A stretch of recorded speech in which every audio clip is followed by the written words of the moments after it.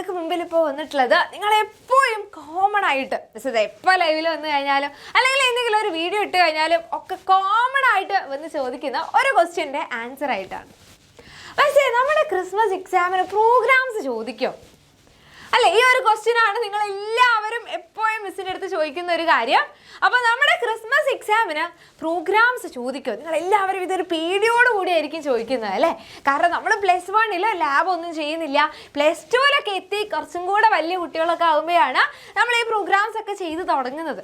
അപ്പോൾ തിയറിക്ക് എങ്ങാനും ഈ പ്രോഗ്രാംസ് ചോദിക്കും എന്നുള്ളത് നമുക്കൊന്ന് നോക്കി നോക്കാം അല്ലേ?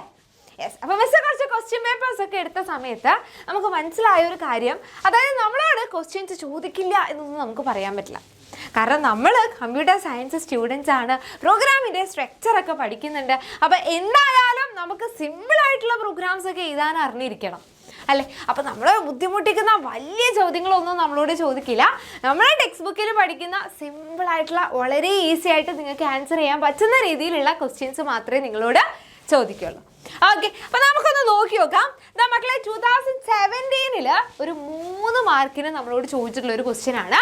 Right a C++ program to find the area and perimeter of a circle. Okay, radius തന്നിട്ടുണ്ടെങ്കിൽ ഏരിയയും പെരിമീറ്ററും സർക്കിളിൻ്റെത് എങ്ങനെ കാണും? നമുക്ക് ഈസി ആയിട്ട് ഏരിയ ഓഫ് എ സർക്കിൾ കാണാനുള്ള ഇക്വേഷനും ഒരു പെരിമീറ്റർ ഓഫ് എ സർക്കിളിൻ്റെ ഇക്വേഷനും അറിയാം എന്നുണ്ടെങ്കിൽ ഈസി ആയിട്ട് നമുക്ക് ആ പ്രോഗ്രാം എഴുതിക്കൂടെ? കൂടെ C++ൻ്റെ സ്ട്രക്ചറും കൂടി അറിഞ്ഞിരിക്കണമെന്നേ ഉള്ളൂ അല്ലേ മക്കളെ? യെസ്. അപ്പം അങ്ങനെ എഴുതി കഴിഞ്ഞാൽ തന്നെ നമുക്കൊരു 3 മാർക്ക് കിട്ടി. അതേപോലെ തന്നെ ഒരു ഗിവൺ ഇയർ ലീപ്പ് ഇയർ ആണോ അല്ലേ എന്ന് ചെക്ക് ചെയ്യാനുള്ള പ്രോഗ്രാം, ഇതൊക്കെ നമ്മുടെ ടെക്സ്റ്റ് ബുക്കിലുള്ള നമുക്കറിയാവുന്ന ക്വസ്റ്റ്യൻസ് ആണ് അല്ലേ? അപ്പോൾ നമ്മളോട് ഇങ്ങനെ ഡയറക്റ്റ് പ്രോഗ്രാംസ് ചോദിക്കാറുണ്ട് എന്ന് കരുതി എപ്പോഴും അങ്ങനെ തന്നെ ചോദിച്ചോളണമെന്നില്ല. ചിലപ്പോൾ നമുക്ക് കോഡ് തന്നിട്ട് ഇതേപോലെ നമ്മളോട് എന്താണ് ഇതിലുള്ള എറർ എന്ന് കണ്ടുപിടിച്ച് സോൾവ് ചെയ്യാൻ ചോദിക്കും. അല്ലെങ്കിൽ ഒരു കോഡ് തന്നിട്ട് ഇതിൻ്റെ ഔട്ട്പുട്ട് എന്തായിരിക്കും വരിക അത് പ്രെഡിക്റ്റ് ചെയ്യൂ എന്നായിരിക്കും നമ്മളോട് ചോദിക്കാം. അതാ നമ്മുടെ 2018 ഒരു 2 മാർക്കിന് ചോദിച്ചിട്ടുള്ളതാണ്. ഈ ഒരു കോഡ് തന്നു, എന്നിട്ട് ഇതിൽ എന്താണ് എറർ? അപ്പോൾ നമ്മൾ ശ്രദ്ധിക്കുക, സ്ട്രക്ചർ കറക്റ്റ് ആണോ നോക്കുക. സെമി കോളൻ ഇടേണ്ട അടുത്തൊക്കെ സെമി കോളൻ ഇട്ടിട്ടുണ്ടോ, കോഡ്സ് ഇടേണ്ട സ്ഥലത്തൊക്കെ കോഡ്സ് ഇട്ടിട്ടുണ്ടോ, ഓപ്പറേറ്റേഴ്സ് ഒക്കെ കറക്റ്റ് ആയിട്ടാണോ കൊടുത്തിട്ടുള്ളത്, ഇങ്ങനത്തെ കാര്യങ്ങളൊക്കെ ഒന്ന് ചെക്ക് ചെയ്ത് നോക്കിയാൽ മാത്രം മതി. Okay, yes. അതേപോലെ തന്നെ ഒരു 5 മാർക്ക് എസ്സേയിൽ ചോദിച്ചിട്ടുണ്ട്, പാലിൻഡ്രോം ആണോ അല്ലേ എന്നുള്ളത് ചെക്ക് ചെയ്യാനുള്ള പ്രോഗ്രാം. അതായത് തിരിച്ചും വായിച്ചു കഴിഞ്ഞാൽ ഇപ്പം നമ്മൾ മലയാളം എന്ന് തിരിച്ച് എഴുതി കഴിഞ്ഞാലും നമുക്ക് മലയാളം എന്ന് തന്നെയല്ലേ വായിക്കുക, മലയാളം അല്ലേ? അപ്പോൾ ഇതേപോലെയുള്ള വാക്കുകളെയാണ് നമ്മൾ പാലിൻഡ്രോം എന്ന് പറയുക. അപ്പോൾ എങ്ങനെയാണ് നമ്മളൊരു പ്രോഗ്രാം പാലിൻഡ്രോം ആണോ അല്ലേ എന്ന് കണ്ടുപിടിക്കാൻ? ഓക്കെ, അത് 2018 ചോദിച്ചിട്ടുള്ളതാണ്. അതേപോലെ തന്നെ 5 ഇൻറ്റിജർ നമ്പർ എഴുതിയിട്ട് അതിനെ അറേയിൽ റിവേഴ്സ് ഓർഡറിൽ കാണിക്കാൻ. നമ്മൾ അറേ എന്ന് പറഞ്ഞ ചാപ്റ്ററിൽ നമ്മൾ പഠിച്ചിട്ടുള്ള പ്രോഗ്രാമാണിത് അല്ലേ മക്കളെ?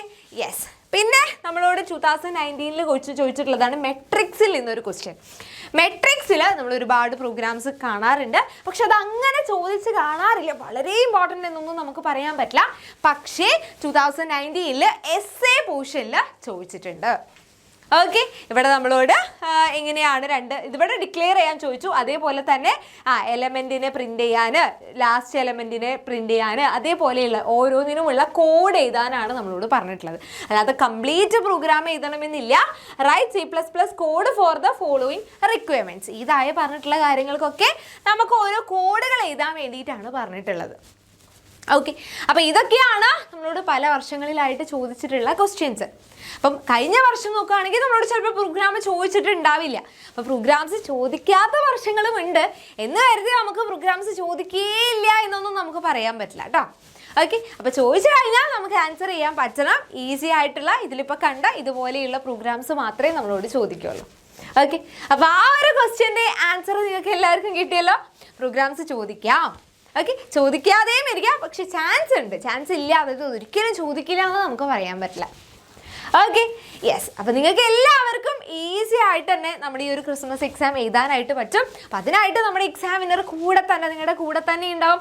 എല്ലാ ലൈവുകളും എല്ലാ മാരത്തോൺസും കറക്റ്റായിട്ട് നിങ്ങൾ വന്ന് കാണുകയാണ് എന്നുണ്ടെങ്കിൽ അവിടെ നിങ്ങൾക്ക് കംപ്ലീറ്റ് കോണ്ടന്റും അതേപോലെ തന്നെ എല്ലാ ക്വസ്റ്റ്യൻസും എക്സാമിന് വരാൻ പോകുന്ന ക്വസ്റ്റ്യൻസും ഒക്കെ നിങ്ങൾക്ക് കിട്ടും. ഓക്കെ 7 PM എല്ലാ ദിവസവും നമ്മുടെ ചാനലിൽ മാരത്തോൺസും ലൈവുകളും നടക്കുന്നുണ്ട്. കറക്റ്റായിട്ട് ഒരൊറ്റ എണ്ണം പോലും മിസ് ചെയ്യാതെ നിങ്ങൾ വന്ന് കാണുക. ഓക്കെ, അപ്പോൾ കമ്പ്യൂട്ടർ സയൻസ് ആണെങ്കിലും നമ്മൾ ഇനി ഇതേപോലെയുള്ള എല്ലാ കാര്യങ്ങളും നമ്മൾ ലൈവിലൊക്കെ ഡിസ്കസ് ചെയ്യും. ബാക്കി ക്വസ്റ്റ്യൻസും കാര്യങ്ങളൊക്കെ നമ്മൾ അവിടെ കാണും. ഓക്കെ ആണല്ലോ മക്കളെ? അപ്പോൾ ഈ ഒരു ക്വസ്റ്റ്യൻ്റെ ആൻസർ നിങ്ങൾക്ക് എല്ലാവർക്കും കിട്ടിയല്ലോ.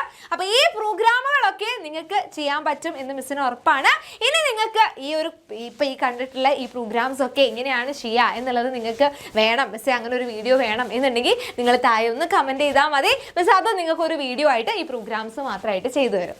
ഓക്കെ, അപ്പോൾ ക്രിസ്മസ് എക്സാമിനുള്ള പ്രിപ്പറേഷൻസ് ഒക്കെ തകൃതിയായിട്ട് നടക്കുകയായിരിക്കും. എല്ലാവരും നന്നായിട്ട് പഠിക്കുക. നമുക്ക് എല്ലാവർക്കും അടിപൊളിയായിട്ട് തന്നെ ക്രിസ്മസ് എക്സാം എഴുതാം.